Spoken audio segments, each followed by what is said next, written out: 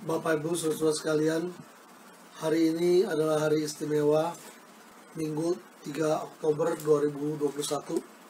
Dan ini adalah hari dari mana 11 tahun New Testament Community atau New Testament Church. Kita patut bersyukur karena Tuhan menyertai kita, membimbing kita. Saudara, di hadapan Tuhan setiap hari sama, setiap momen sama. Dia hanya ingin supaya kita memperhatikan saat dia melawat kita. Itu sebab momen 11 tahun NTC akan menolong kita melihat hari di mana dia melawat kita. Bagaimana kita berespon kepada kasih karunia lawatannya, itu menentukan semuanya. Mari kita berdoa, menyerahkan ibadah dimanapun kita berada hari ini. Bapa, dalam nama Tuhan Yesus kami bersyukur karena hari ini kami boleh mengingat kebaikan Tuhan, bukan saja bagi hidup kami pribadi, tetapi juga bagi gereja Tuhan, yang Tuhan percayakan untuk kami kelola, untuk kami jalankan, menjadi gereja perjanjian baru, menjadi gereja dengan nilai-nilai Alkitab, yang bukan mengikuti orang lain, tetapi mengikuti Tuhan Yesus saja. Ampuni segala kelemahan, kekurangan, bahkan kekurang berbuahnya sampai tahun yang ke-11 ini. Tuhan, kami bersyukur karena Tuhan tak murah hati. Tuhan menantikan supaya kami berbuah banyak dan buah kami tetap, supaya nama-Mu dimuliakan. Itu sebab Tuhan yang menjalankan sekali lagi ibadah hari ini dimanapun kami berada, termasuk ibadah-ibadah dimanapun dan melalui kelompok denominasi manapun. Tuhan memberkati dan juga hadir di sana. Terima kasih Tuhan, kami menyerahkan ibadah syukur kami, ibadah raya kami, syukur 11 tahun NTC, dan perjamuan Tuhan sebentar selesai firman Tuhan. Di dalam nama Tuhan Yesus. Haleluya. Amin. Saudara, mari katakan, kasih setiamu Tuhan lebih dari hidupku. Jalan-jalanmu ya Tuhan terbaik bagiku.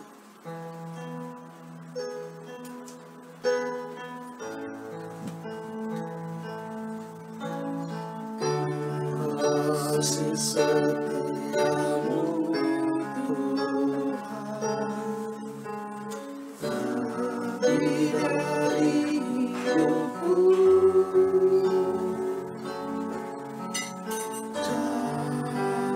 Jalan-jalanmu ya Tuhan terbaik bagiku.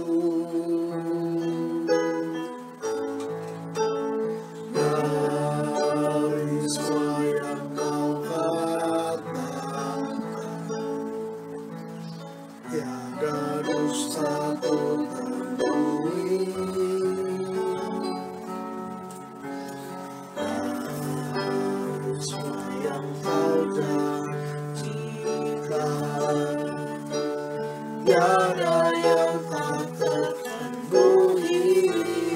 Andai kan ku harus memilih, tetap hatiku padamu,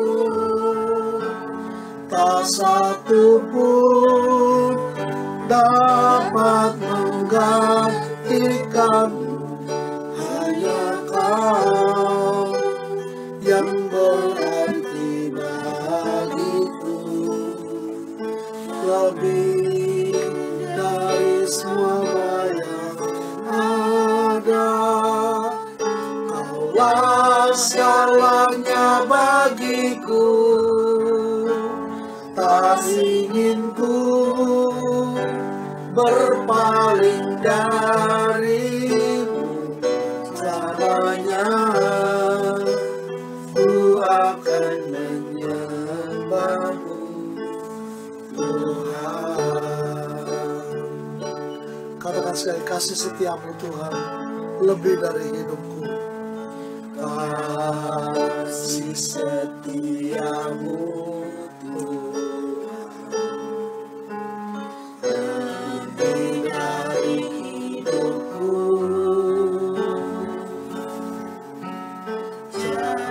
Jalan-jalan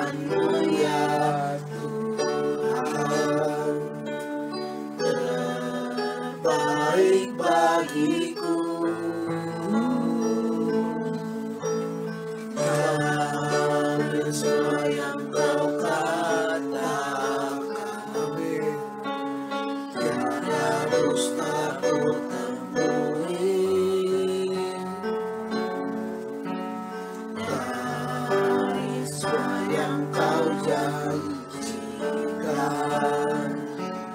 tiada yang tak terpenuhi. Andaikan ku harus memilih, tetap hatiku padamu, tak satu pun dapat menggantikanmu. Hanya kau yang berarti bagiku, lebih dari semua yang ada.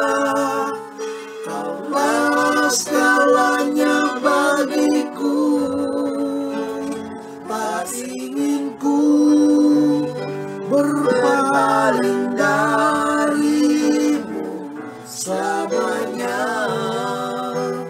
Ku akan menyembahmu, Tuhan. Mari katakan, andaikan kita harus memilih, mari memilih Dia. Andaikan ku harus memilih, tetap hatiku padamu, tak satu pun dapat menggantikanmu selama kau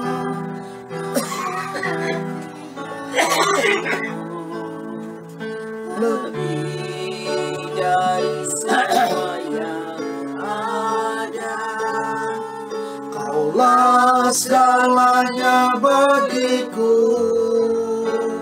tak ingin ku berpaling darimu selamanya.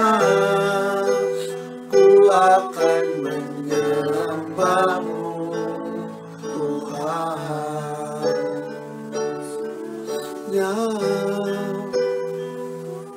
Akan menyembahmu, Tuhan.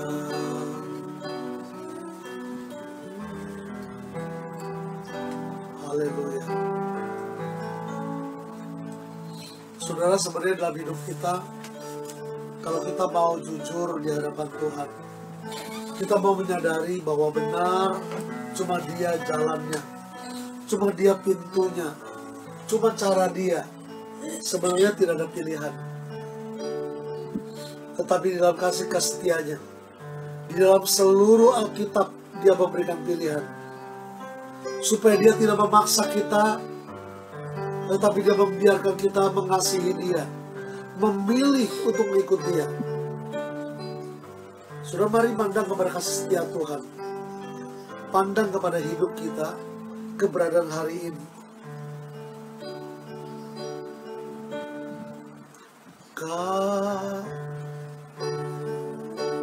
setiamu Tuhan, lebih dari hidupku. Jalan-jalanmu ya Tuhan, terbaik bagiku. Dari semua yang kau katakan, tiada dusta ku temui. Dari semua yang kau janjikan, tiada yang tak terpenuhi.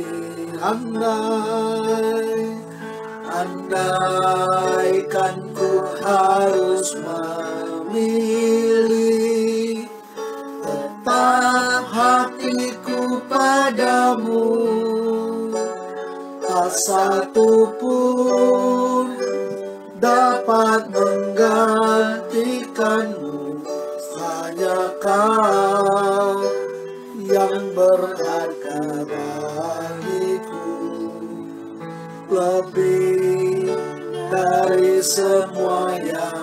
ada.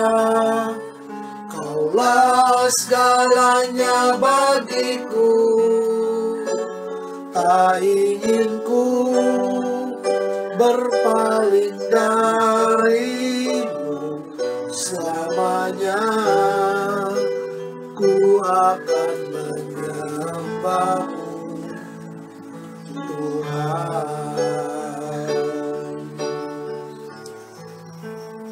Saudara, semakin kita berkata kita mau mengasihi Dia, kita mau memilih Dia,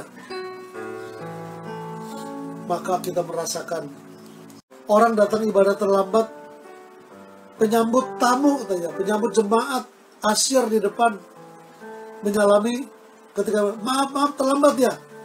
Mereka berkata spontan, tanpa direkayasa, dan memang itulah pikiran hati mereka. Belum firman, belum khotbah.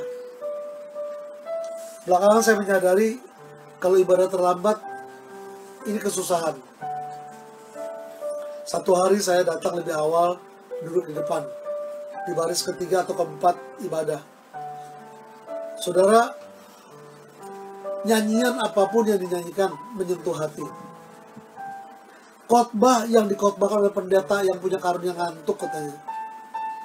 Begitu beliau maju baca ayat, air mata menetes. Kemudian kami memulai pekerjaan di NTC tanggal 3 Oktober 2010 mulai.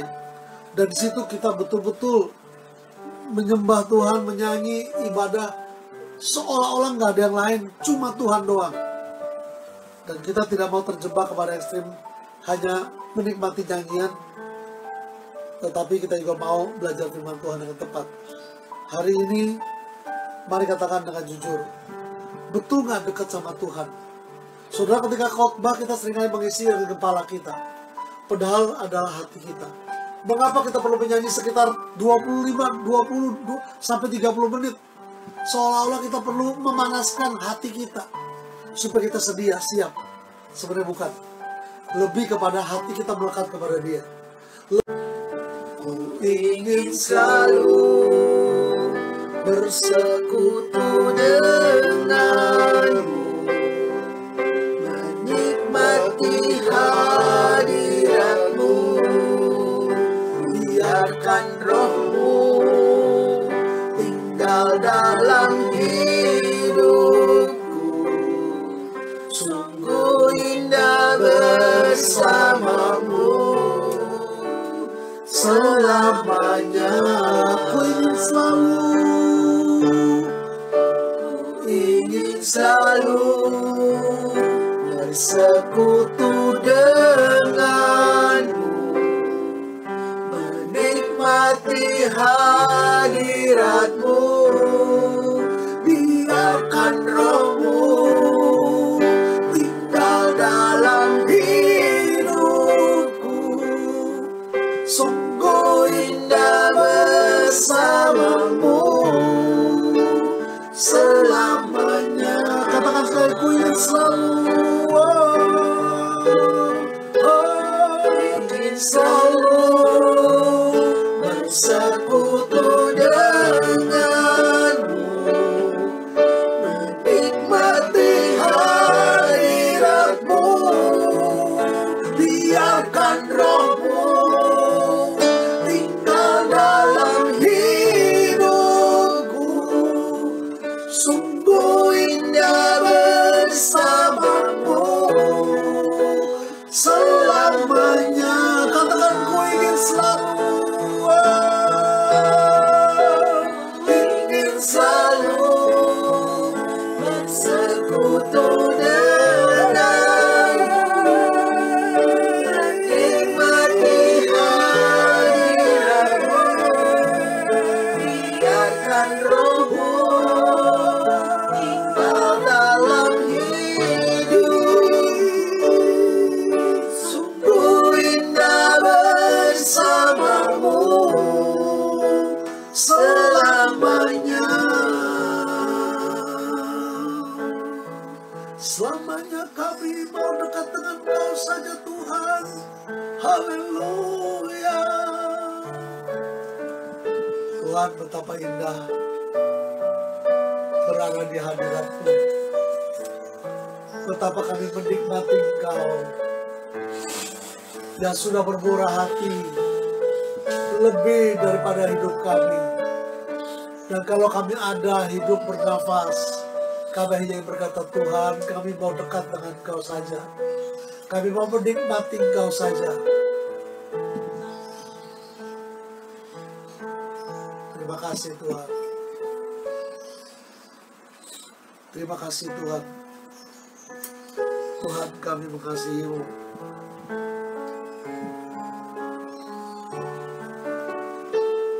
Dengan segenap hati kami, dengan segenap jiwa kami, aku mengasihi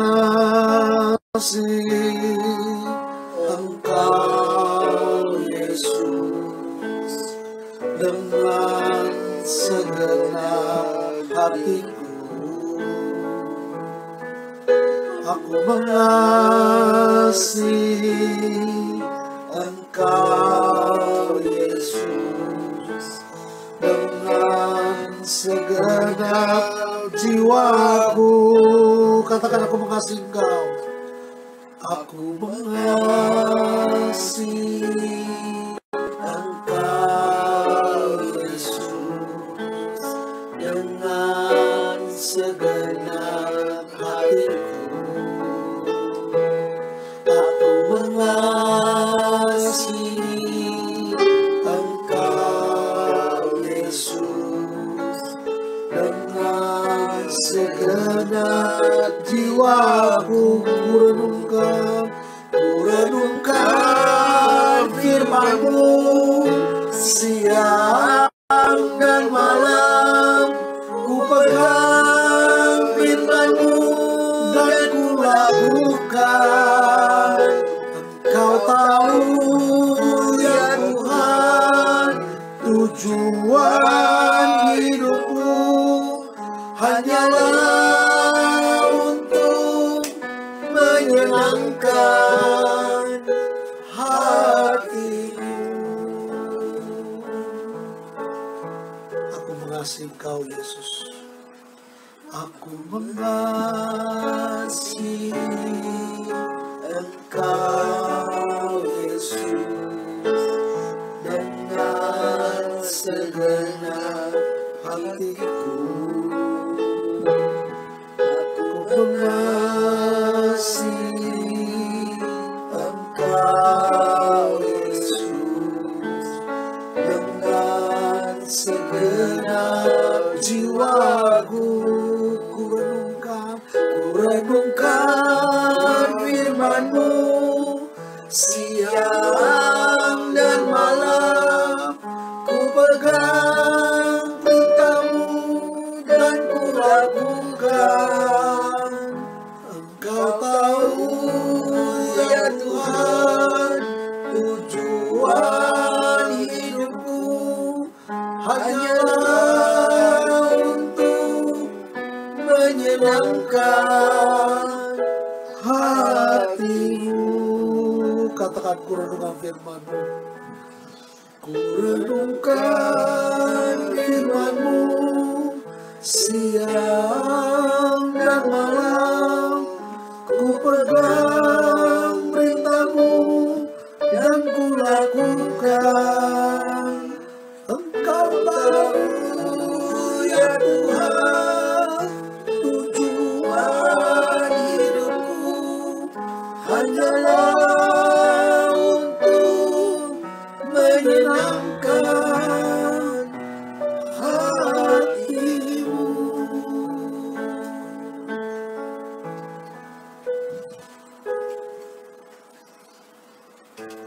Benar, benar Tuhan Yesus, benar Aba Bapa. Karena Kau sudah mengasihi kami, maka kami bisa mengasihi-Mu.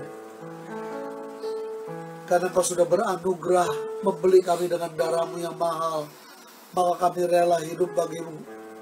Bukan terpaksa, bukan melihat sesuatu yang berat, tetapi kami tahu kami sedang memikul kuk yang Tuhan Yesus pasang.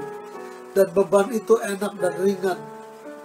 Tuhan, terpujilah Engkau, karena siapa kami boleh menikmati kenikmatan di dalam Tuhan. Siapa kami boleh menikmati kerajaan-Mu. Terima kasih. Siapa kami boleh menikmati firman-Mu, diarahkan untuk hidup seturut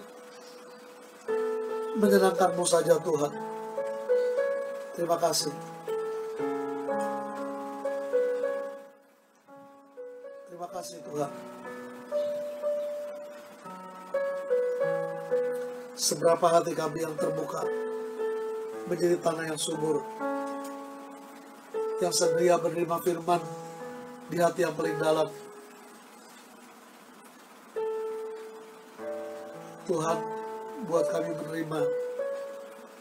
menerima firman-Mu hari ini, bukan saja sekarang, tetapi direnungkan siang dan malam, sepanjang hidup hari-hari kami, dan kami menikmati Engkau saja. Terima kasih Tuhan. Berfirmanlah dalam nama Tuhan Yesus. Bahkan cerita-cerita tentang NTC sepanjang lintasan tahun hanya boleh diceritakan untuk kemuliaan Tuhan saja. Dalam nama Tuhan Yesus. Haleluya. Amin.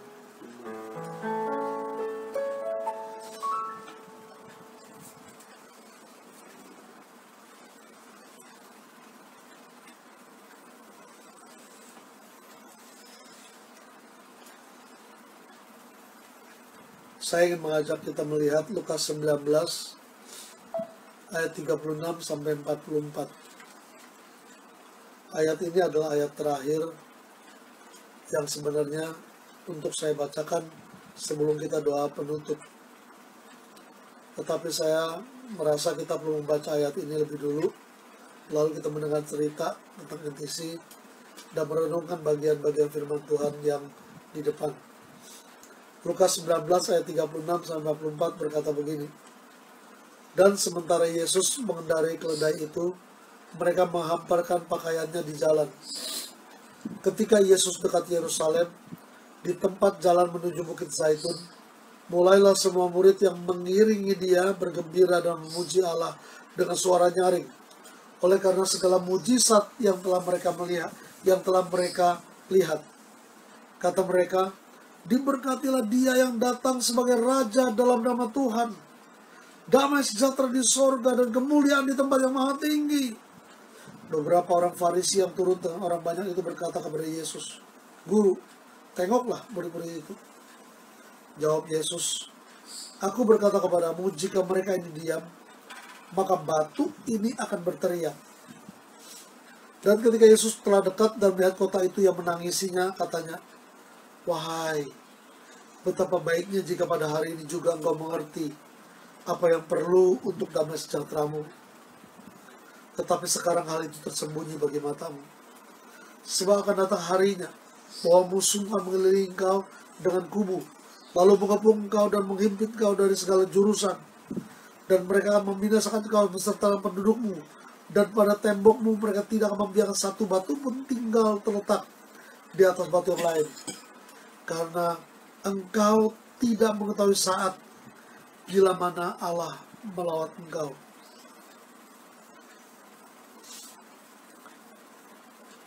Yesus berkata ketika orang-orang banyak bersorak, diberkatilah dia yang datang sebagai Raja dalam nama Tuhan. Di permulaan NTC, saudara, ada banyak orang, puluhan orang yang berteriak, diberkati dia yang datang sebagai Raja, yang mengalami Tuhan yang ajaib. Dan sebagian orang, mewakili orang Farisi itu berkata, tegur orang-orang NTC itu. Yesus seperti berkata, kalaupun orang-orang ini diam, batu ini akan berteriak. Lalu kemudian kita menyaksikan pada hari-hari itu orang-orang mulai membiarkan, dan kemudian ayat 44 tiba ketika mengalami kesusahan penyerangan dan segala macam. Dan Tuhan berkata alasannya adalah karena engkau tidak mengetahui saat bila mana Allah melawat engkau. Saudara, bagian ayat 44b ini bagian yang paling menyedihkan. Terjadi segala perkara, diawali dengan sorak-sorai melihat bagaimana Tuhan bekerja dalam mujizat. Kemudian orang-orang seperti berkata, ini kan gak benar, tegur mereka. Tuhan bilang kalau mereka diam, murid batu-batu ini akan berteriak. Jadi tidak diam. Tetapi kemudian Yesus menangisi Yerusalem atau menangisi kelompok itu, dan bahkan dikatakan ketika diserang habis-habisan sampai runtuh total, sehingga dibilang mereka tidak membiarkan satu batu tinggal terletak di atas batu lain. Misalnya kau beserta dengan penduduknya. Mengapa? Karena engkau tidak mengetahui saat bila mana Allah melawan engkau. Saudara, ini mengerikan sekali. Maka 11 tahun New Testament Community atau New Testament Church perlu melihat kepada panggilan, perlu melihat kepada awal, visi, kepada tujuan yang Tuhan tetapkan bagi NTC. Sehingga kita yang melihat lawatan Tuhan tidak lagi di masa depan tidak menyadari bahwa Tuhan melawat kita, maka kita diruntuhkan, bukan. Tetapi kita melihatnya dengan terang dan terus dalam hal itu, dalam mengikuti Yesus. Maka tema ulang tahun ke 11 ini, saya mengambil tema mengikuti Yesus, Sang Kepala atau Kepala Tubuh. Dan sepanjang bulan Oktober ini, kita akan belajar tentang mengikuti Yesus. Apakah dari rasul-rasul, apakah dari pribadi Yesus. Kemungkinan dari pribadi Yesus November, baru dari rasul, dan seterusnya. Atau bahkan dari gereja-gereja, di 7 gereja di Asia Kecil, dan seterusnya. Nah, saya mulai dengan begini. NTC itu adalah awalnya berkata New Testament Community. Mengapa komunitas perjanjian baru? Karena gereja sebenarnya komunitas. Dan gereja hanya punya nilai seperti perjanjian baru mengatakan. Yesus berkata, aku memberikan perintah baru kepadamu, yaitu supaya kamu saling mengasihi seperti aku telah mengasihi kamu. Jadi nilai gereja perjanjian baru sebenarnya cuma satu. Mengasihi begitu rupa karena Tuhan sudah mengasihi kita. Maka belakangan saya mendapati pada Natal 2010, 2 bulan, sebulan lebih setelah kita memulai ibadah tanggal 3 Oktober di KTC, mendapati BBM, yaitu Yesus, Dia yang berjalan keliling dan berbuat baik, sambil berbuat baik dan menyembuhkan semua orang yang dikuasai setan. Nah, itu menjadi bagian NTC. Nah, pada waktu ulang tahun pertama, saudara, Pendeta Yohanes Lilik waktu itu, ya, dan seorang guru saya, khotbah di sana, kita pinjam tempat di Abalov. Saudara, waktu itu dicanangkan gereja tanpa merek, gereja tanpa tembok, dan rumah doa segala bangsa. Saya ingin berkata, saudara sekalian, kebetulan, bukan kebetulan, tanda kutip, kita memilih, atau kita berjodoh dengan sinode CMC, Gereja Pelayanan Kristen atau Christian Ministry Church. Yang kemudian saya menyadari, loh, NTC bukan nama, CMC bukan nama, Gereja Perjanjian Baru bukan nama, Gereja Pelayanan Kristen bukan nama. Ini adalah identitas yang mengatakan memang kami gereja demikian adanya. Seperti itu. Maka kita cocok bergabung di sinode ini. Karena dari sisi nama, saudara, adalah nama yang bukan nama, tapi yang adalah identitas. Dan nama sebenarnya adalah menunjukkan identitas. Nah, saudara, saya tidak panjang lebar itu. Kapan-kapan kita bicara tentang sinode kita lebih jauh. Tetapi saya mulai begini, saudara. NTC sebenarnya dimulai dengan kerinduan hati yang Tuhan taruh di dalam hati saya. Saudara, sebenarnya waktu tahun 93 saya menulis skripsi STH di STT Iman, waktu itu masih Institut Misi Alkitab Nusantara Iman. Saya bagian belakang skripsi saya yang berjudul Pembinaan Warga Gereja di Kota Besar, tetapi pembinaan warga gereja, itu menggambarkan tentang perlunya menjadi gereja mula-mula atau gereja perjanjian baru. Saya ingat itu menjadi ingatan saya ketika saya mulai kurang enak hubungan dengan orang-orang di gereja lama itu. Ada seorang mahasiswa mengembalikan skripsi saya yang dipinjam mungkin berapa bulan atau berapa tahun. Lalu saya taruh di meja dan malamnya saya baca. Setelah, bukan baca, saya lihat-lihat. Bagian belakang dituliskan kesimpulan dari pembinaan warga gereja adalah supaya gereja menjadi gereja mula-mula.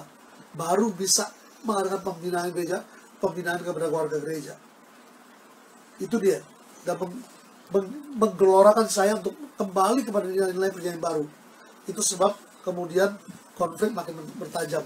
Karena gereja yang saya layani waktu itu adalah gereja punya nilai-nilai seperti harusnya demikian, sementara saya mulai memikirkan nilai-nilai kembali kepada perjanjian baru.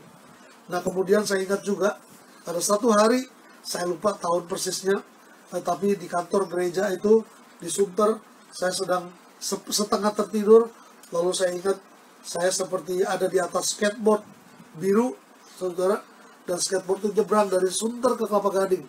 Waktu itu jalan dari Sunter ke Kelapa Gading baru dibuka, masih perempatan. Ya sekarang sudah bukan perempatan, sekarang menjadi satu arah ke sana dan kemari, dua arah saja. Yang perapatan sudah menjadi ada jalan layangnya. Tapi waktu itu masih perapatan, saudara. Jadi kalau kita ke sana ada yang ini perempatan. Nah, saudara, di situ saya waktu saya di skateboard dan jalan kencang sekali, tiba-tiba saya lihat ada mikrolet seperti dari arah kanan mau ke arah kiri, dari Cempaka Putih mau ke arah Tanjung Priok. Jadi waktu saya lihat, aduh saya bakal ketabrak ini. Tapi tiba-tiba waktu berpapasan, bersilangan, skateboard lewat di bawah dan saya diangkat. Lalu ketika skateboard tiba di depan Moy, waktu itu Moy sudah jadi belum, ditaruh di skateboard kembali dan tiba-tiba saya di Kelapa Gading. Itu sebab kita berkata NTC dimulai di Kelapa Gading. Kenapa? Karena ternyata Tuhan yang membawa, mengangkat dan menaruh kembali di sana. Yang ketiga, saudara, saya ingat ketika kita bergumul, berdebat di antara 12 pengurus itu, karena ada kebutuhan membutuhkan surat, kita perlu menjadi gereja. Kita bukan cuma komunitas karena nggak punya surat, kita perlu cari sinode dan segala macam, bergumul. Waktu itu saya ingat dikatakan kita belum layak menjadi gereja, keuangan belum cukup, kekuatan, tenaga, semua tidak punya, apapun tidak punya. Kemudian satu hari saya mau jemput Lia sekolah di pembangunan di Sawah Besar. Sementara saya naik motor Yamaha Nuvo, saya melihat motor tanpa besi di belakangnya, tanpa besi pegangan di belakangnya, motor tua, motor bebek. Waktu saya lihat itu, tiba-tiba Roh Kudus berkata, kamu lihat motor itu? Ya, itu motor buat motor, tapi itu tidak lengkap, tidak ada besi pegangan di belakangnya. Kalau kamu menjadi gereja, tidak perlu tunggu lengkap. Saya bilang, kalau Tuhan berkenan, kami jadi gereja. Saya tahu motor tua yang nggak ada besinya banyak, walaupun saya jarang lihat. Kalau saudara jalan pun jarang lihat. Saya bilang, saya mau kalau Tuhan mau kasih tanda. Saya mau motor yang saya kendarai warnanya sama, silver hitam, black silver, lalu motor Yamaha Nuvo tanpa besi di belakangnya, pegangan untuk standar. Kalau Tuhan tunjukkan demikian, itu berarti menjadi gereja. Saya sementara jalan dari situ jemput Lia, pulang saya liatin semua motor. Hari itu tahun 2011 awal, dan bahkan satu motor pun tidak ketemu Yamaha Nuvo. Padahal motor saya waktu itu mungkin tahun 2008, berarti belum terlalu tua mestinya, baru 3 tahun lebih. Kemudian itu hari Jumat, Sabtu libur, Senin, Selasa. Hari Selasa, saya mau jemput Stephen di Kelapa Gading. Keluar dari Sunter, di pinggir pom bensin Shell atau apa itu. Jalan macet sekali. Dari Sunter ke Kelapa Gading macet sekali. Bayangkan dari jalan pinggir danau ke Karya Beton, sampai nyebrang Sunter, saudara, ke Kelapa Gading itu macet. Sampai Kelapa Gading macet. Maka naik motor perlu waktu 1 jam. Saya jemput Stephen jam 12 lewat mestinya. Waktu itu mesti terlambat. Jam 12 kurang jalan tapi macet. Terus macet sampai perapatan. Tadi saya berkata perapatan, itu masih perapatan. Waktu itu sudah tidak perapatan, sudah di jalan layang. Saya akan nyebrang. Waktu akan nyebrang, tiba-tiba ada motor, satu bapak dan ibu gemuk motong motor saya. Dia motong di depan saya, lalu saya melihat nomornya N4545AQ, N Malang, klub Malang. Motornya adalah Yamaha Nuvo, warna black silver, dan tidak ada besi di belakang jok. Betul dua orang besar duduk seperti ketutupan, maaf, pantat dari si ibu, tapi saya perhatikan tidak ada besi. Lalu saya ambil handphone saya Nexian waktu itu, saya langsung foto 2 kali. Kalau cari di Google Drive mesti ada foto itu. Kapan-kapan kalau kita sempat punya slide, saya perlihatkan kembali. Saudara, waktu saya melihat motor itu Yamaha Nuvo black silver dan tidak ada besi, saya langsung seperti setrum. Sementara foto saya menangis dan saya berkata, Tuhan baik, terima kasih. Maka hari ini kita memiliki satu komunitas gereja perjanjian baru yang ada bukan karena kehendak manusia, tapi karena panggilan Tuhan. Nah, saya ingin berkata, saudara, ketika tanggal 3 Oktober 2010 kita mulai dengan mujizat. Ya, telapak kaki kiri atau kanan Pak Teddy Tirtawijaya sembuh, yang mestinya berusaha itu retak karena kegiling oleh mobil berkali-kali. Sembuh total ketika waktu ibadah menyanyi, kakinya merasa disetrum, dan dia sembuh. Dan sejak itu, saudara, kesembuhan ilahi terjadi. Hampir setiap ibadah ada yang disembuhkan. Ada 2 cerita yang saya ingin cerita singkat. Ada pertama, ada seorang ibu dari gereja lama datang di tahun baru itu, Januari. Dia berkata dia datang untuk memberikan salam kepada saudara-saudaranya yang lama sudah tidak ketemu. Saudara, di akhir ibadah, saya tidak tahu, dan kita hampir selalu dalam selesai ibadah saya berdoa untuk kesembuhan, dan ibu itu sembuh kakinya. Kakinya tadi sakit berbulan-bulan. Yang kedua adalah satu orang saudari, ya, yang jari kelingkingnya pernah sembuh, terjatuh masih kecil, sembuh oleh dukun, masih bengkok sudah. Dan hari itu ibadah, jari kelingkingnya sakit. Jadi selesai ibadah dia minta didoakan. Dan ketika mau didoakan, saya bilang, mana jarinya? Saya pegang. Ketika dipegang, saya pegang sentuh, saudara, bukan apa-apa. Dia bilang, aduh, begitu. Katanya sakit dan panas atau apa. Dan kemudian disembuhkan. Saya berkata, saudara, sejak itu puluhan kesembuhan, kalau tidak berani berkata ratusan. Ya, baik di rumah, dimanapun. Melalui WA, melalui telepon terjadi. Maka sampai saya ingat di Abalov lantai 2, di Abalov KTC berkata, di bawah ada gereja mujizat. Begitu mereka berkata. Walaupun tidak terkenal semua orang, tapi beberapa orang pernah menyebut begitu, saudara. Dan saya ingat juga pada tahun 2011 kita melayani satu kelompok bersama dengan Pak Lilik, Pendeta Yohanes Lilik, satu kelompok agama yang kelompoknya dianggap sesat, mau dibunuh dan diserang. Tetapi kita melayani waktu itu, saya ingat, sepanjang tahun itu 2011 sampai 2012 awal, lalu bubar karena gereja menanganinya dengan tidak tepat. Artinya gereja hampir 2.000 orang dibaptis. Dan kami melayani yang pertama. Saya membaptis 3 orang pertama di hotel, di Konferensi Hotel di Bilangan Sunter. Itu mengerikan, saudara. Kuasa gelapnya hari Minggunya dilayani oleh Pak Lilik dilepas. Tetapi waktu hari Seninnya kita mau baptis, ada 1 orang seperti manifestasi. Tetapi ternyata katanya dia terima Roh Kudus makan. Kemudian sekitar bulan Agustus atau bulan apa, kami retret di Salatiga, ada 24 orang dibaptis dari kelompok mereka. Itu yang pertama. Dan sejak itu 50, 30, 50 gereja-gereja berebut, saudara. Ya, hampir 2.000-an atau 3.000-an kelompok ini diselamatkan. Dan saya ingat, saudara, juga di dalam lawatan Tuhan terjadi waktu doa persiapan, doa bersama. Ya, saya ingat ada penglihatan segala macam yang wow, indah sekali. Dan kemudian saya berkata, saudara, cara ibadah yang dilakukan Nggak seperti yang kalau saudara yang mengikuti online 1,5 tahun lebih ini, seperti saya pimpin, enggak. Kalau saya pimpin ini masih cara sopan banget, saudara. Nyanyi, paling nangis sedikit, sudah. Tapi kalau cara ibadah yang ada di KTC, sampai kepada Lavia terakhir, saudara, bulan Maret 2020, nanti kita akan, kalau Tuhan pimpin, kita akan mulai lagi di sana, katanya masih bisa dipakai sana. Saudara, itu gaya ibadah karismatik keras, saudara. Bahasa lidah di mana-mana, ya, dan bahkan dalam ibadah dapat penglihatan, melihat macam-macam, seru, saudara, ya.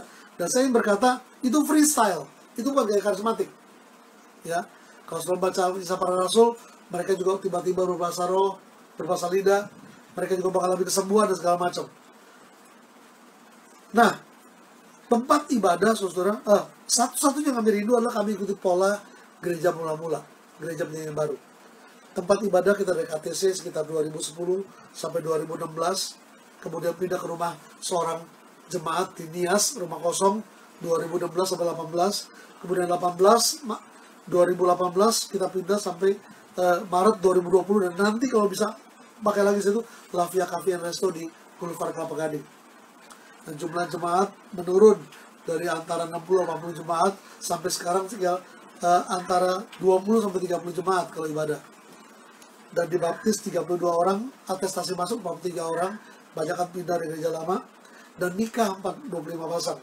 Saudara, kepengurusan dari 12 orang menjadi 4 orang, ya, dari 6 keluarga menjadi 2 keluarga, saudara. Ya, jumlah komunitas menarik.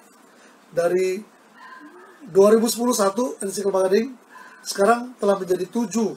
Kelapa Gading, Pamulang, Nias, Cibitung, Cianjur, dan Mogot, dan Bandung. Ada rencana dari Cimahi dan Sukabumi, dan mungkin juga Cibubur, wow, atau Jembatan 2, saudara. Kita doakan, bukan merek NTC, nggak penting. Makin banyak orang berani memakai nilai-nilai kerajaan Allah, memakai nilai-nilai Alkitab untuk menjadi gereja, bukan gereja seperti yang saudara lihat, ya. Nah, kita berkata pelayanan juga tanpa tembok, saudara. Kita mengerjakan apa saja pelayanan yang Tuhan suruh, apa yang Tuhan minta. Dan berkat Tuhan untuk NTC luar biasa, saudara, ya. NTC gereja kecil yang waktu masih ada 12 pengurus, 60-80 orang, itu berlimpah dananya walaupun tidak banyak sekali. Kita bisa kontrak rumah sekaligus 2 tahun, tetapi hari-hari ini kontrak dalam kemurahan Tuhan, kebaikan saudara seiman, boleh setiap bulan sekali. Dan saudara, tetapi Tuhan tetap memberkati. Di masa pandemik, saudara, kita tetap diberkati. Dan kita tidak kurang suatu apapun. Nah, hari ini, saudara, ibadah online buat saya lebih untung. Bukan bicara soal nggak ada keluaran uang. Karena kalau di Lavia kita keluar minimum 1 juta untuk makanan, saudara, setiap minggu. Tetapi di sini, boleh bilang cuma nggak bayar apa-apa. Ya, wifi kita pakai sendiri. Memang ini. Baterai tinggal dicolok handphone. Listrik emang di jalan begitu. Tapi kita cuan gede. Cuan. Untung gede. Kenapa? Karena di Lavia cuma 20-30 orang, di Facebook dan Instagram TV NTC Kelapa Gading, saudara, di total bisa 70 orang kadang-kadang. Pernah mencapai hampir 100, saudara. Setelah ini pun orang lihat masih bisa. Dan saya merasa nanti kalau kita sudah on-site, online tetap jalan, saudara. Bukan memanjakan orang yang nggak mau gereja. Orang yang manja nggak mau gereja, itu bukan urusan saya. Itu urusan saudara sama Tuhan. Tapi saudara, kalau orang mau melihat supaya jadi berkat, inilah bagiannya. Nah, saudara, mari kita belajar firman Tuhan hari ini. Kita mengikuti Yesus, Sang Kepala Gereja. Ya, 1 Korintus 11 ayat 1 berkata begini. 1 Korintus 11 ayat 1, kata Rasul Paulus kepada jemaat di Korintus, jadilah pengikutku sama seperti aku juga menjadi pengikut Kristus. Di dalam terjemahan bahasa Inggris dari NET, be imitators of me, just as I also am of Christ. Dia berkata begini, jadi pengikutku, jadi tiruanku sama seperti aku menjadi tiruan Kristus, pengikut Kristus. Saudara, Paulus berani berkata demikian, saya punya dua alasan yang sangat kuat. Yang pertama, dia berkata, ikuti saya seperti saya mengikuti Kristus, teladani saya seperti saya meladani Yesus, contoh saya seperti saya mencontoh Yesus, be imitators, jadilah duplikasi saya, karena saya sudah diduplikasi, imitators of Christ. Dia berkata demikian, ada dua. Satu, dia punya hati yang mengasihi. Saudara, Roma 9 ayat 3 berkata, bahkan aku mau terkutuk dan terpisah dari Kristus demi saudara-saudaraku, kaum sebangsaku secara jasmani. Ada dua orang yang gila-gilaan mengasihi umat Tuhan. Pertama Musa, kedua Paulus. Musa berkata, biarkan namaku dihapus dari kitab kehidupan, supaya demi keselamatan Israel, umat Tuhan. Paulus berkata, aku mau terkutuk, terpisah dari Kristus demi sebangsa secara jasmani, Israel, supaya diselamatkan. Saudara, ini pertama, hati yang begitu mengasihi membuat Paulus berani berkata, jadilah imitatorku, tiruanku seperti aku meniru Kristus. Hati yang sangat mengasihi. Kedua, dia punya visi yang dia terima. Kisah 22 berkata, sebab itu ya Raja Agripa, kepada penglihatan yang dari sorga itu tidak pernah aku tidak taat. Dia mau taat setotal-totalnya. Karena apa? Karena visi, panggilan. Saudara, dua hal ini. Be imitators of Rasul Paulus, dan karena Rasul Paulus jadi imitatornya Kristus. Kita berkata, biarkan gereja perjanjian baru ini ditiru oleh kelompok komunitas yang lain, karena kita meniru kelompok gereja mula-mula. Biarkan kita pribadi ditiru orang lain, diikuti orang lain, karena kita mengikuti Tuhan Yesus. Hari ini banyak orang berkata, jangan ikut saya, ikut Tuhan. Saya banyak kelemahan. Betul, saya setuju saudara. Setiap kita yang nggak tahu kita lemah, itu namanya kurang ajar. Di hadapan Tuhan kita telanjang. Tuhan berkata, diberkatilah, berbahagialah orang yang miskin di hadapan Allah. Kita perlu miskin di hadapan Tuhan. Ketika miskin di hadapan Tuhan, kita menangkap apa saja yang dinyatakan. Dan ketika kita mengikut dia begitu rupa, orang lain mengikuti kita seperti itu. Saudara, hati yang mengasihi dan visi yang diterima, mendorong kita menjadi pengikut Yesus yang menjadi teladan. Ya, saya mengambil contoh, saudara, ada 3 hal yang perlu menjadi contoh yang Paulus katakan dari surat Korintus yang pertama, pasal 10. Ketika dia berkata, jadilah pengikutku sama seperti aku juga menjadi pengikut Kristus. Itu kalau lihat di Alkitab, surah Alkitab itu sebenarnya adalah buku yang ada judul, misalnya Korintus. Udah judulnya surat kepada jemaat Korintus, habis. Nggak ada pasal, nggak ada angka. Nggak ada pasal, nggak ada ayat. Nyambung semua. Jadi kalau bilang 1 Korintus 10 ke 11 itu nyambung. Jadi 1 Korintus 11 ayat 1 diketik di dalam terjemahan baru itu judulnya di atasnya, di atas judul baru. Dan kalau kita lihat ke belakang, 1 Korintus 10 ada judulnya sampai 11 ayat 1 itu satu perikop.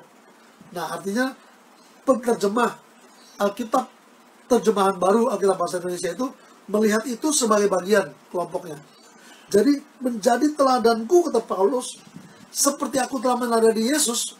Ada 3 yang saya lihat, sebenarnya ada banyak yang lain tentang macam-macam, tapi 3 saja pagi ini saudara saya mengajak kita melihat. Dari 1 Korintus 10 ayat 13, ayat 31, lalu ayat yang ke-33. Ya. 1 Korintus 10 ayat 13, 31, lalu 33. 1 Korintus 10 ayat 13, pencobaan-pencobaan yang kamu alami adalah pencobaan-pencobaan biasa, yang tidak melebihi kekuatan manusia. Sebab Allah setia, dan karena itu Ia tidak akan membiarkan kamu dicobai melampaui kekuatanmu. Pada waktu kamu dicobai, Ia akan memberikan kepadamu jalan keluar, sehingga kamu dapat menanggungnya. Ini pertama. Kedua, ayat 31. Aku menjawab, jika engkau makan, jika engkau minum, atau jika engkau melakukan segala sesuatu yang lain, lakukanlah semuanya itu untuk kemuliaan Allah. Ayat 33, saudara. Paulus berkata, Sama seperti aku juga berusaha menyenangkan hati semua orang dalam segala hal. Bukan untuk kepentingan diriku, tetapi untuk kepentingan orang banyak, supaya mereka beroleh selamat. 3 hal ini kita renungkan dengan singkat, saudara. Yang pertama adalah jalan keluar dari pencobaan-pencobaan. Saudara, banyak orang berkata, ini pencobaan saya berat benar, belum selesai ini, tambah lagi, dan seterusnya, saudara. Tetapi kalau baca 1 Korintus 10 ayat 13, dengan terang Paulus berkata, pencobaan-pencobaan yang kamu alami, artinya bisa ada yang kecil, sedang, gede, yang ringan, yang biasa, yang sulit banget. Pencobaan apa saja yang kamu alami itu ialah pencobaan biasa. Dan dia tambahkan, pencobaan biasa itu apa? Pencobaan biasa adalah pencobaan yang tidak melebihi kekuatan manusia. Artinya kalau saudara, aduh saya gak kuat, saudara sedang menyangkal firman Tuhan. Saudara sedang menyangkal Tuhan. Mengapa dikatakan pencobaan biasa? Mengapa pencobaan yang tidak melebihi kekuatan manusia? Alkitab berkata, Allah itu setia. Tadi kita berkata, di dalam nyanyian pembukaan kita, apa yang dia katakan tidak ada dusta. Semua janjinya digenapi. Saudara, Allah setia. Karena ia tidak akan membiarkan kamu dicobai melampaui kekuatanmu. Di sini kita tahu pencobaan setiap orang relatif. Bagi si A mungkin cuma segini, bagi si B cuma segitu, bagi si C tinggi sekali, berat sekali. Tapi Tuhan bilang, pencobaan ini baik A, B, C sama saja. Pencobaan ini adalah pencobaan biasa, pencobaan biasa. Pencobaan tidak melebihi kekuatan manusia, tidak melebihi kekuatan manusia. Mengapa? Sebab Allah setia. A dicobai tidak melebihi kekuatan A. B tidak dicobai melebihi kekuatan B. C tidak dicobai melebihi kekuatan B. Dahsyat, saudara. Oh, Tuhan kita, Tuhan yang tahu kesanggupan kita. Tuhan kita, Tuhan yang ajaib. Saudara, saya tidak tahu kalau kita bilang komunitas NTC, dia A, di B, di C. Nggak tahu. Tapi yang pasti, mau ringan, sedang, berat, semuanya biasa. Atau mau begini, A berat, B sedang, C.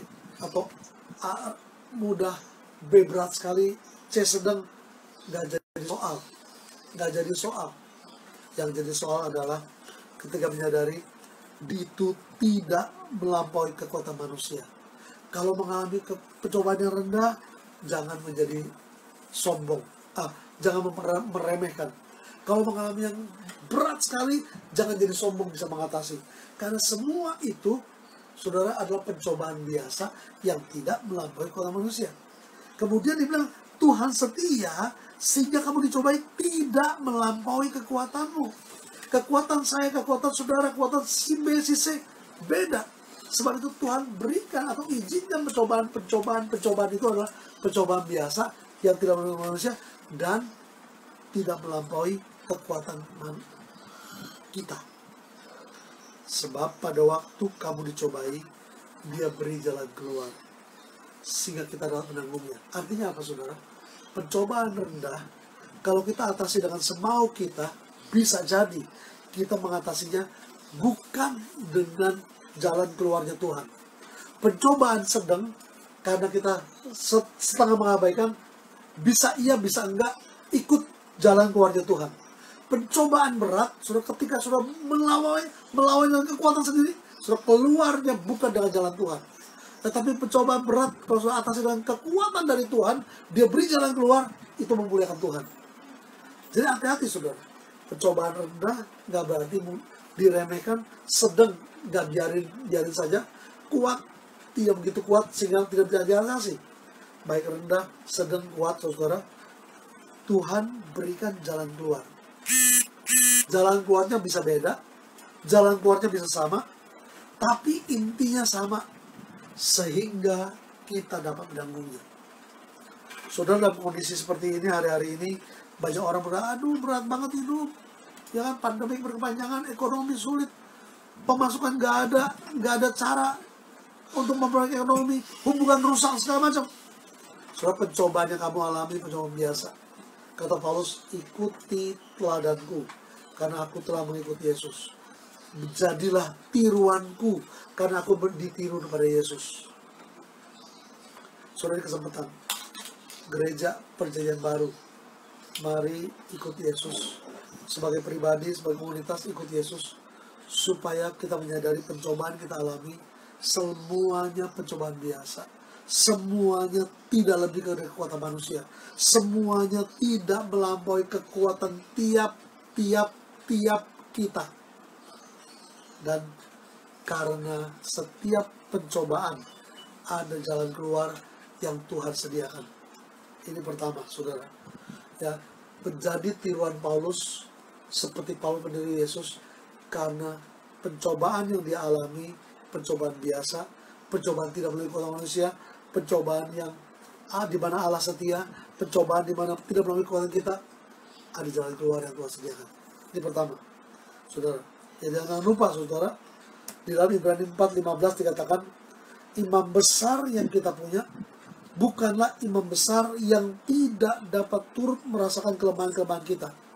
Sebaliknya, sama dengan kita yang telah dicobai, hanya tidak berbuat dosa. Saudara, ya? Paulus sanggup mengatasi pencobaan karena dia mengikuti Yesus. Dan waktu mengikuti Yesus, saudara, Yesus itu bukan Yesus yang imam besar yang gak ngerti pencobaan, tetapi adalah imam besar yang bukan tidak dapat turut merasakan. Sama dengan kita, ia telah dicobai, hanya tidak berbuat dosa. Kemenangan kita karena Yesus. Dia tidak melintasi segala langit dan bahkan jurang kematian sekalipun. Maka kita bisa melewatinya. Ini pertama. Kedua, di dalam 1 Korintus 10:31, saudara perhatikan. Paulus berkata, aku menjawab, jika kamu makan atau juga kamu minum, jika kamu melakukan sesuatu, lakukan semuanya untuk kemuliaan Allah. Saudara, ini menarik, karena kalau kita melakukan segala sesuatu seperti untuk Tuhan, saudara, kita akan melihat bahwa hidup kita di dalam pribadi, di dalam keluarga, di dalam pekerjaan, di dalam masyarakat, di dalam gereja, dimanapun itu sama, saudara. Saudara, hari ini kita perlu kembali kepada nilai kitab suci yang berkata bahwa kita ini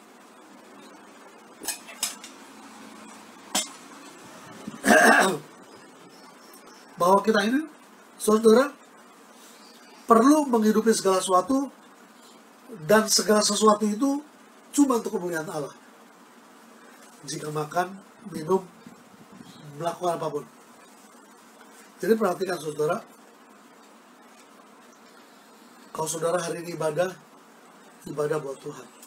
Selesai ibadah mau makan bakmi itu Tuhan. Makan bakmi, mau jalan-jalan sama keluarga, mau berkunjung, mau urus ini itu, seperti itu Tuhan. Segala sesuatu kita lakukan seperti itu Tuhan. Maka NTC tadi berkata, menjadi gereja tanpa tembok. Itu melayani apapun sama, saudara. Melayani orang yang punya uang sama dengan orang yang tidak punya apa-apa. Melayani orang yang memberikan persembahan banyak, yang tidak berikan persembahan sama saja. Melayani sesuatu yang biasa dilakukan oleh gereja lain, melayani yang bahkan ditolak oleh gereja lain, sama, karena semua dipersembahkan untuk Tuhan. Itu sebab, saudara, kita melihat kalau kita berkata bahkan makan pun adalah pekerjaan Tuhan. Yesus pernah berkata begini, saudara. Yohanes 4:31, 32, dan 34. Sementara itu murid-muridnya mengajak dia, katanya, Rabi, makanlah. Akan tapi ia berkata kepada mereka, padaku ada makanan yang tidak kamu kenal.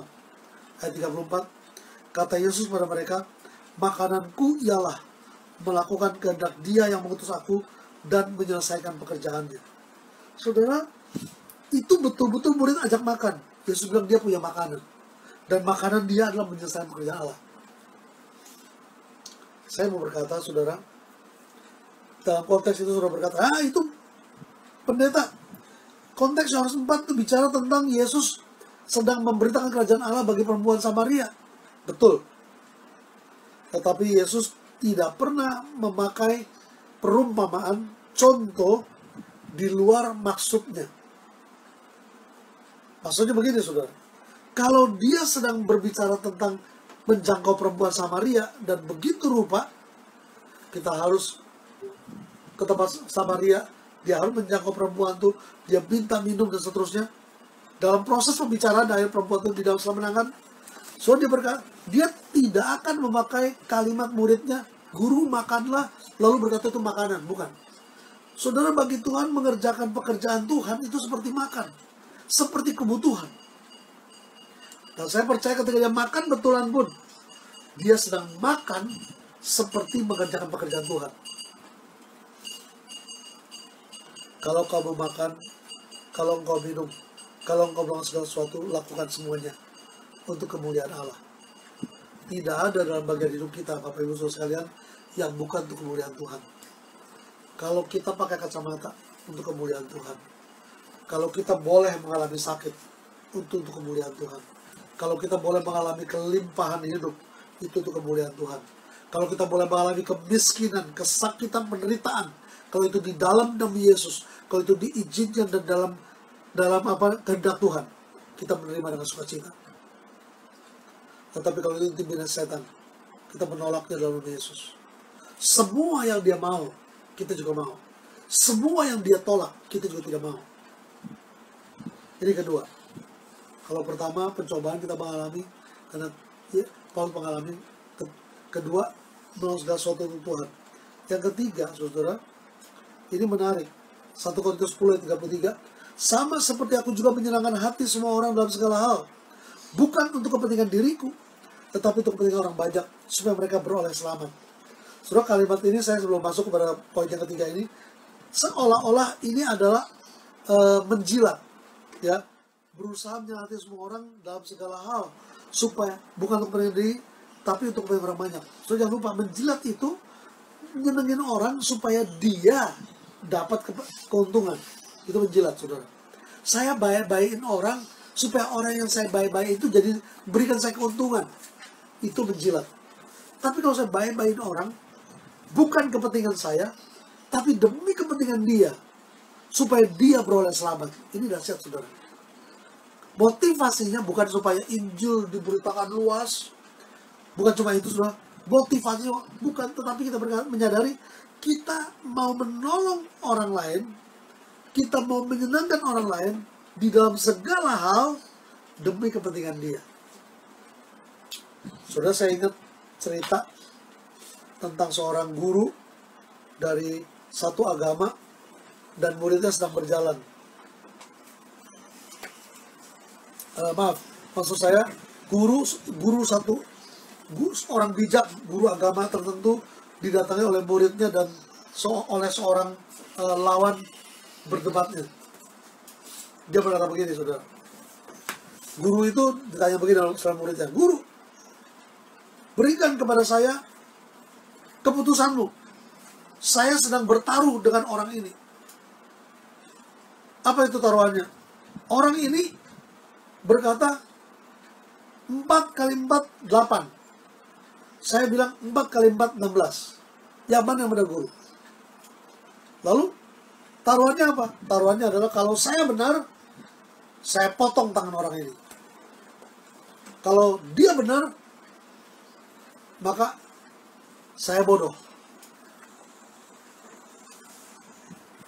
Guru yang bijaksana berkata, yang benar orang ini. 4 kali 4, 8.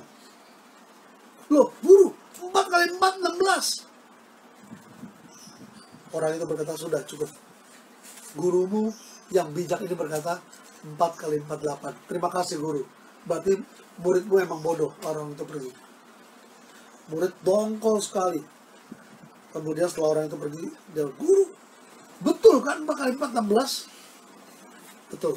Lah, kenapa guru bilang tadi depan dia 4 kali 4, 8? Guru berkata, kalau saya bilang 4 kali 4, 16, maka tangan dia mesti dipotong. Saya nggak mau tangan dia dipotong. Tapi kalau dibilang 4 kali 4 adalah 8, kamu dilabel, dibilang bodoh saja. Mendingan kamu dibilang bodoh daripada tangan dia dipotong. Saudara, ini kebenaran yang separuh, atau yang 3/4, atau yang 1/4. Saya tidak mengajarkan tentang mari boleh ngaco demi menolong, bukan. Tetapi saudara, ini bicara tentang kebutuhan orang lain, menolong orang lain. Yang saya ingin berkata, saudara, kita perlu sikap mental respons strategi yang benar dan disadari. Saudara, jangan sampai, saudara, karena kita punya sikap yang sudah salah, respon yang salah, mental yang salah, kita berstrategi salah, saudara, sehingga orang lain bukan diberkati, tapi orang lain malah terjerumus. Bukan diberkati, malah dikutuk. Biar kita menjadi orang yang menjadi gereja yang punya sikap mental respon strategi yang benar. Mengapa? Seperti kita berusaha supaya orang lain disenangkan demi kepentingan dia, demi kepentingan orang banyak, supaya mereka boleh selamat, supaya mereka menerima Yesus pada akhir dan gilirannya. Saudara, biarkan pada bagiannya, pada waktu yang berbuat baik begitu rupa, mereka menyadari saat di mana Allah melawat mereka. Yang mengerikan adalah engkau tidak mengetahui saat bila mana Allah melawat engkau. Saudara, hari ini adalah hari pembebasan. Hari ini adalah hari rahmat Tuhan dicurahkan. Mari sadari lawatan Tuhan. Mari sadari bahwa Tuhan sedang mengerjakan yang baik yang Dia ingin kerjakan. Mari pegang firman-Nya. Mari kasihi Dia saja. Mari katakan, aku mengasihi Engkau Yesus. Lalu kita mau berdoa dan kita mau masuk dalam perjamuan Tuhan. Aku mengasihi Engkau Yesus dengan segenap hatiku. Aku mengasihi Engkau Yesus dengan segenap jiwaku. Katakan, aku mengasihi Engkau. Aku mengasihi Engkau Yesus dengan segenap hatiku.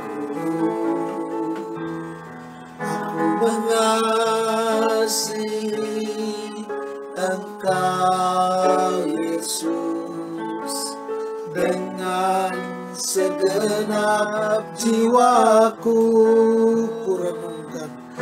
Renungkan firman-Mu siang dan malam. Ku pegang perintah-Mu dan ku lakukan. Engkau tahu ya Tuhan, tujuan hidupku hanyalah untuk menyenangkan hati-Mu.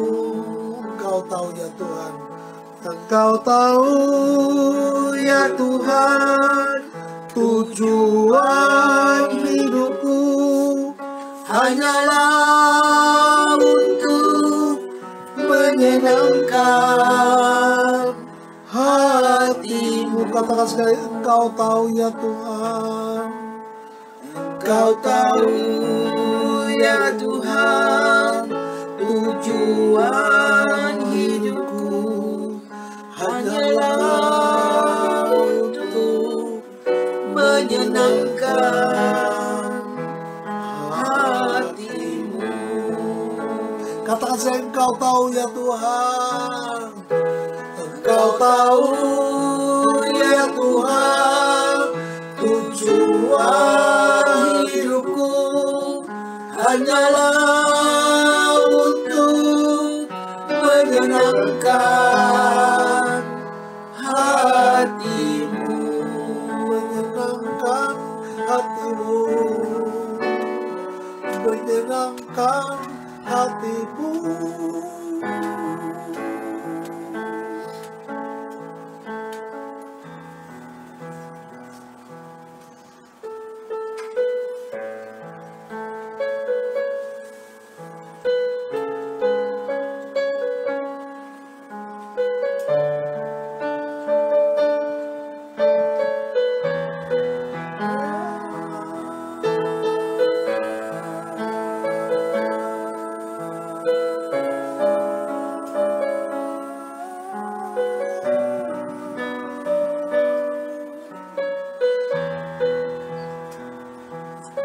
kasih Tuhan. Terima kasih Tuhan Yesus. Kami bersyukur karena Tuhan baik. Setiap kami boleh melihat ke belakang, di situ kami mengalami jatuh bangun, kesusahan, kesenangan,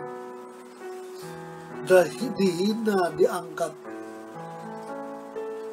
Kami mengalami segala sesuatu dalam hubungan dengan masyarakat, dengan gereja, dengan pemerintah, dengan keluarga besar, dengan keluarga kami, bahkan dengan diri sendiri. Tuhan, kami melihat dalam lintasan tahun yang di belakang, kesusahan, kesenangan, kami tahu Engkau ada di sana. Haleluya.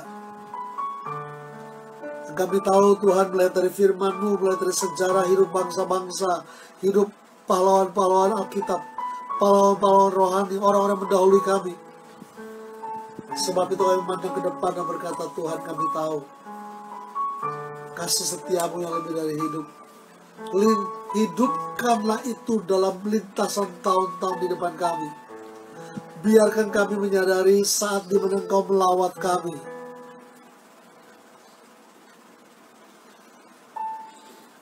Terima kasih Tuhan. Terima kasih. Terima kasih. Terima kasih. Terima kasih. Terima kasih.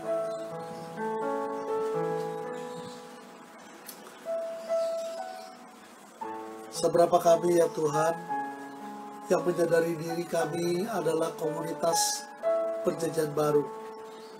Ini bukan merek gereja Tuhan, tetapi seberapa jauh banyak orang yang menyadari membutuhkan nilai-nilai kitab suci perjanjian baru untuk hidup bergereja, hidup bermasyarakat, hidup berkeluarga, hidup secara pribadi.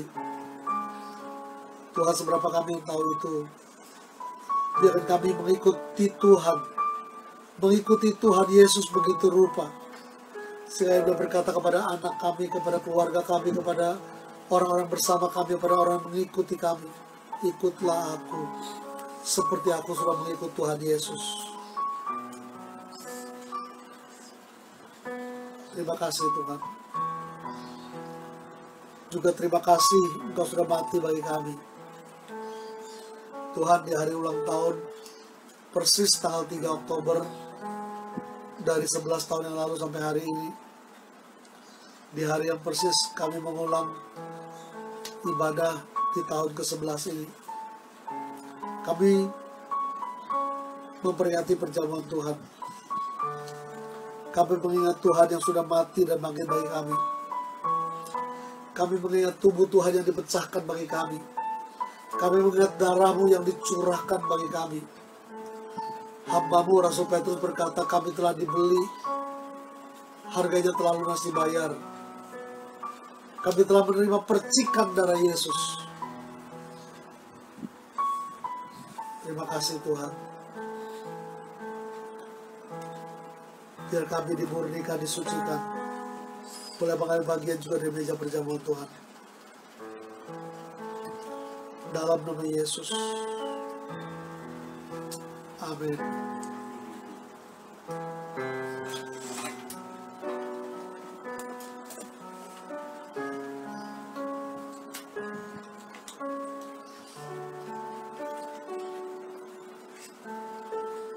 Saudara, pada malam Tuhan diserahkan yang mengambil roti dan cawan.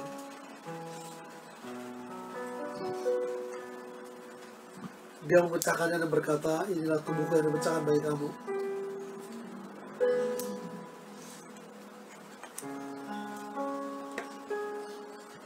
Sudah, setiap kali kita makan dan minum dari meja perjamuan Tuhan, kita memberitakan kematian Tuhan sampai Dia datang kembali.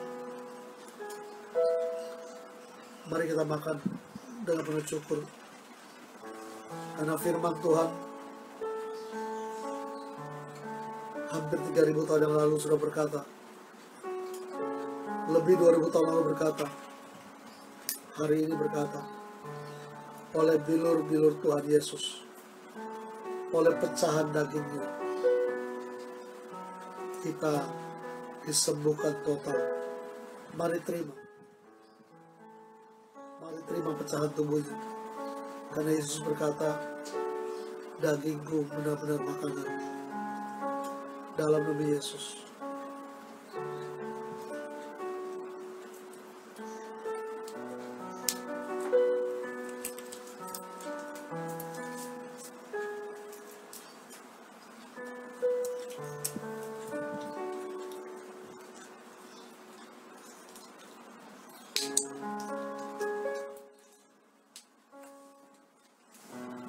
Demikian Yesus mengambil cawan setelah makan. Dia berkata, cawan ini adalah perjanjian baru yang ditumpahkan bagi dosa kita. Mari kita minum. Kita terima darahnya dicurahkan bagi kita. Yesus pernah berkata, darahku benar-benar minuman. Mari minum dengan bersyukur dalam nama Yesus.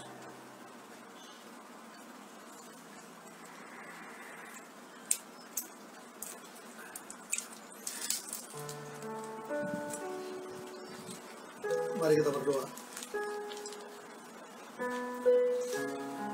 Terima kasih Tuhan.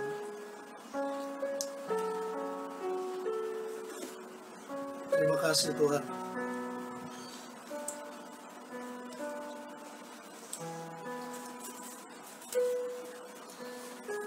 Tuhan, bukankah Engkau berkata, Engkau tidak akan makan dan minum dari meja perjamuan lagi sampai Engkau datang kembali. Hari-hari ini Tuhan, kami menatap ke langit. Kami menantikan Engkau datang kembali. Tuhan, kami tahu sebelum Engkau datang kembali, perlu terjadi pemulihan bagi segala sesuatu.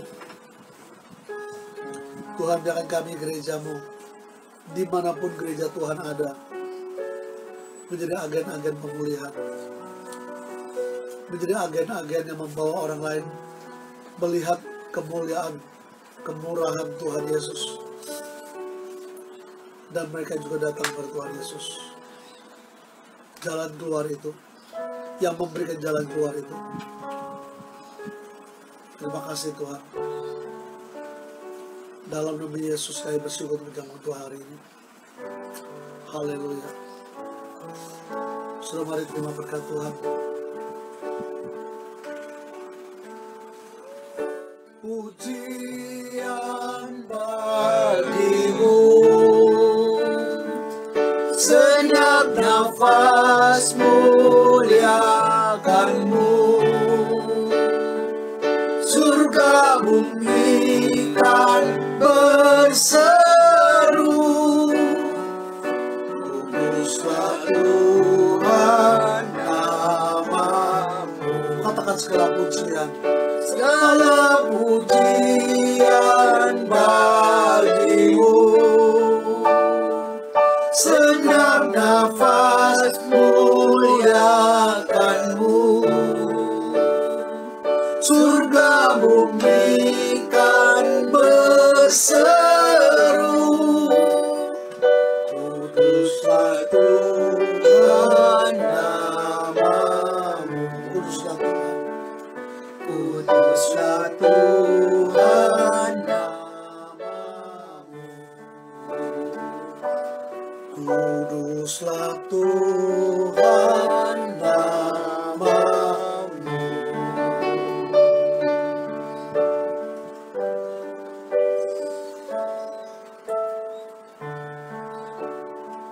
Kasih karunia Tuhan Yesus yang melimpah-limpah itu,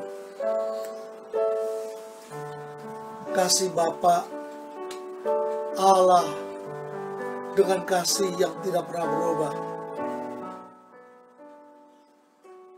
di dalam kekuatan, kemampuan yang dahsyat dari Roh Kudus, turun atas komunitas-komunitas dimanapun ada, bukan dengan merek, tapi komunitas-komunitas yang memegang nilai-nilai kitab suci. Hari ini, sampai Tuhan Yesus datang kembali, sampai gereja menyambut Tuhan di angkasa. Haleluya. Dalam nama Tuhan Yesus. Amin.